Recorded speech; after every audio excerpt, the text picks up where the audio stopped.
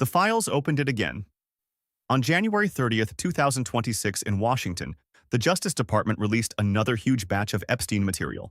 More than 3 million additional pages, more than 2,000 videos, more than 180,000 images. Combined with earlier releases, the public total reached nearly 3.5 million pages.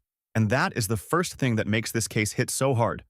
This was never just one rich man with one secret. It spread through court files, mansions, private flights, staff emails, prison records, and rooms full of famous people for years. And that is what makes the story so ugly. Jeffrey Epstein did not survive for so long by hiding in the dark. He survived while moving through bright rooms, rich rooms, powerful rooms, rooms where his presence made him look connected, protected, and harder to touch than a normal defendant. So keep that image in your head, because once we go back to the beginning, that pattern never really disappears. Palm Beach. In March of 2005, in Palm Beach, Florida, the parents of a 14-year-old girl went to police and said Jeffrey Epstein had paid their daughter for a massage. That was the first crack. Epstein was already wealthy. He had a large house in Palm Beach. He had staff. He had drivers. He had the kind of life that looked polished from the outside. But once detectives started pulling on that first thread, they did not find one strange afternoon. They found a pattern. More girls described the same setup. Assistants made contact. Girls were brought to the house. The massage got them through the door. What happened after was the real point. So picture the scene. A guarded property. Quiet rooms. A driveway with cars coming and going. Detectives sitting across from teenagers and parents. Statement after statement landing in the same file. Right from the start, you can already see the split that defines this whole story. The evidence gets bigger. The man at the center still looks protected. The case should have exploded. On July 19, 2006, a Palm Beach County grand jury indicted Epstein for felony solicitation of prostitution. That should have been the start of the collapse. It was not. Palm Beach police believed the case went much further, so the file moved upward. It was referred to the FBI in West Palm Beach. Federal agents started looking at a broader pattern. More victims, more statements, more evidence.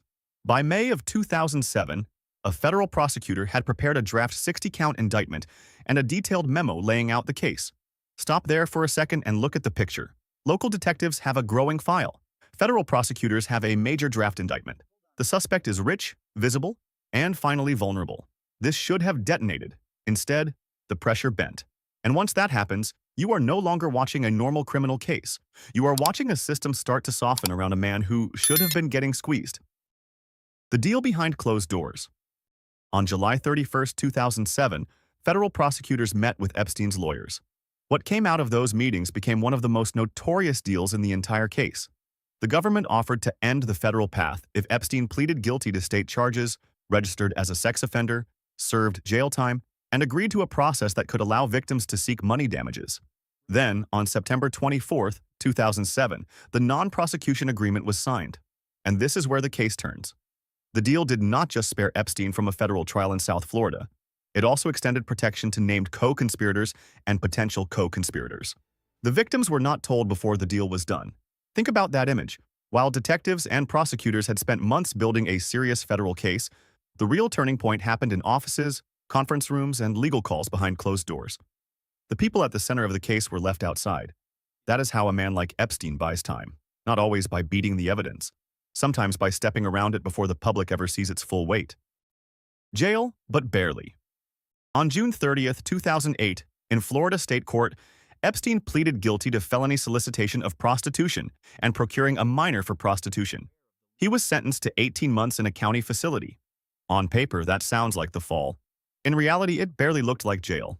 Soon after entering custody, Epstein applied for work release. It was approved. By October of 2008, he was spending about 12 hours a day outside the facility, supposedly working for the Florida Science Foundation. That entity had recently been incorporated and operated out of the same location as one of his attorney's offices. So slow that image down. A man tied to sexual abuse allegations involving minors is technically in custody, but he is still moving through office space, lawyers, private arrangements, and daylight. Even the full sentence did not hold. He received gain time and served less than 13 months before being released to home detention on July 22, 2009. This is one of the clearest answers to the title. Even when the system hit him, it hit him softly. The famous rooms. And now we get to the part that made Epstein so much harder to pin down. He did not spend those years living like a hunted man. He kept moving through elite spaces, private dinners, donor circles, luxury homes, offices of powerful people, social scenes where his name kept appearing next to money, prestige, and influence. That famous orbit mattered. It did not automatically make every person around him guilty of a crime. It did something else. It made him look safer than he was, more legitimate than he was, more established than he was. That is why the names mattered so much. Bill Clinton, Prince Andrew, Donald Trump, Leslie Wexner, academics, donors, financiers, high society figures, a crowd big enough to create social cover even when suspicion should have been growing. You do not need every person in the room to protect you. You only need enough famous rooms to make everyone else hesitate.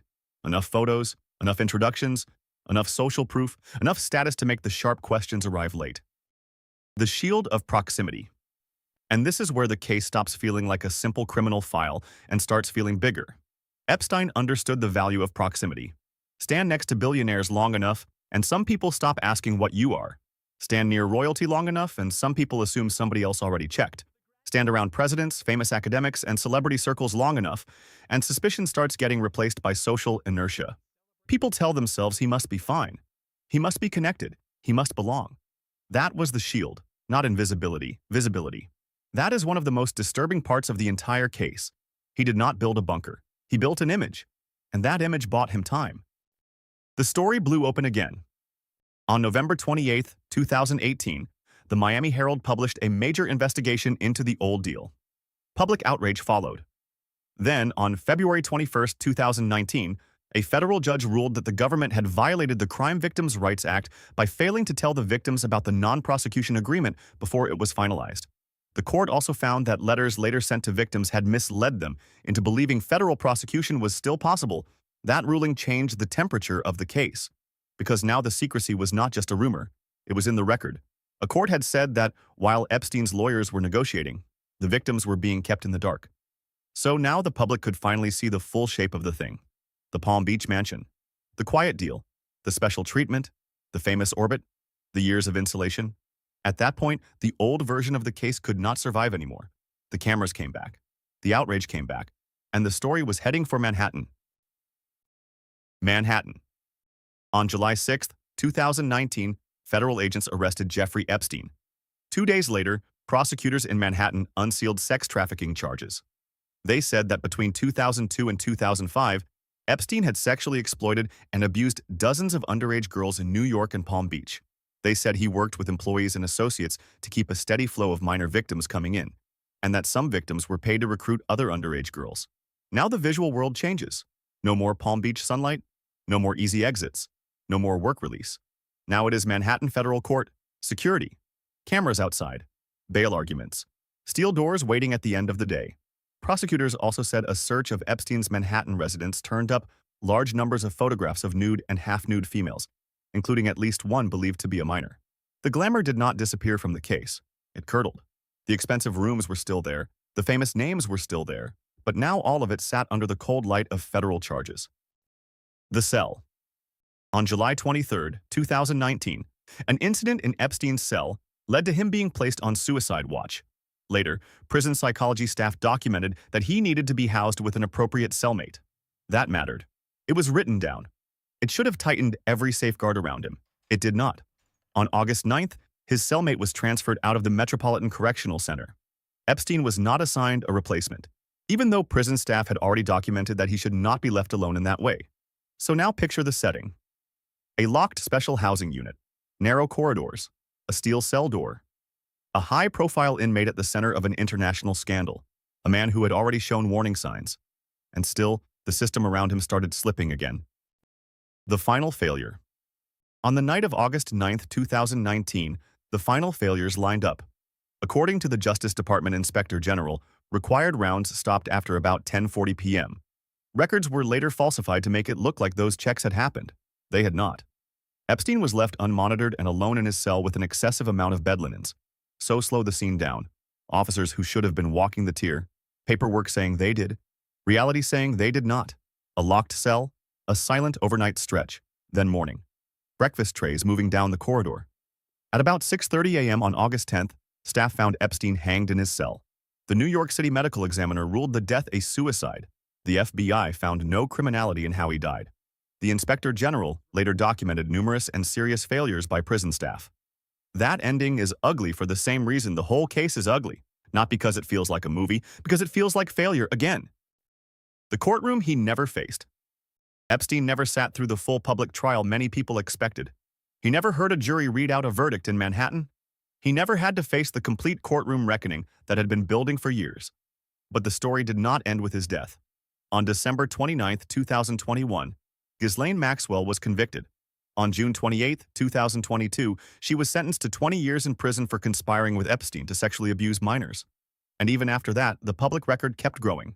More releases, more scrutiny, more names in the orbit, more reminders of how long the case had been allowed to drift. So, if you want the cleanest answer to the title, here it is. Jeffrey Epstein got away with it for so long because he did not rely on one trick. He had money. He had access. He had lawyers. He had delay. He had special treatment. He had institutional failure around him. And above all, he had rooms full of powerful people that made him look less dangerous than he really was. That is the image this case leaves behind. Not one monster hiding alone in the dark. A predator walking through famous rooms for years while too many doors stayed open. If you liked this video, hit subscribe for more like it, and let me know in the comments what you want to see next.